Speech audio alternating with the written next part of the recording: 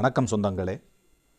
மார்கழி மாதம் 30வது நாள், ஜனவரி மாதம் 13. இன்று போகி பண்டிகை.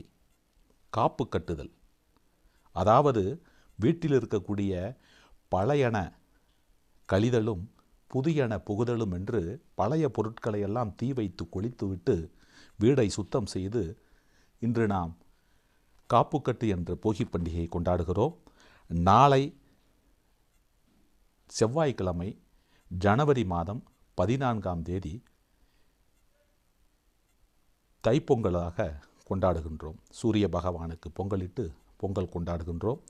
புதன்கிழமை ஜனவரி மாதம் 15ஆம் தேதி